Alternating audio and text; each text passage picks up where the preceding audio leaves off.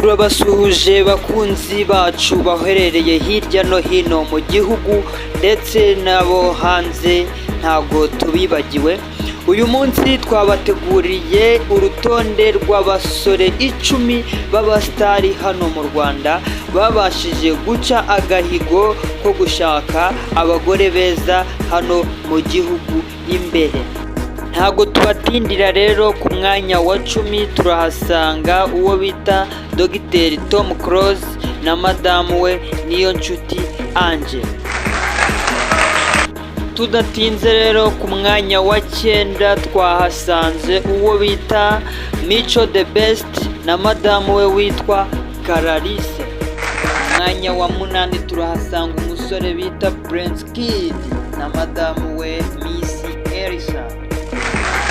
Mwanya wa 7 twahasanze uwo bita Kenny Solo na madamu we bita Yvette. Mwanya wa 6 turahasanga umugabo w'inkorokoro, umugabo w'ibigango bamwita Beza na madamu we bita Ange Kagame. Mwanya wa 5 turahasanga umugabo witwa Frere na madamu we witwa Bahavu Jeannette. Mwanya wa 4 turahasanga Kerema na madamu we Knowless. Mwanya wa 3 turahasanga umugabo w'umuraperi witwa Riderman na madamu we wita Hasna. Mwanya wa 2 turahasanga umugabo witwa Kimenyi Give n'umugore we bita Muyango. Ndabizi ufite amatsiko menshi, uri kwibaza ati ninde wicaye ku mwanya wa mbere. Nanjye nicyo naje kumara, nicyo naje gukora, kukumara amatsiko.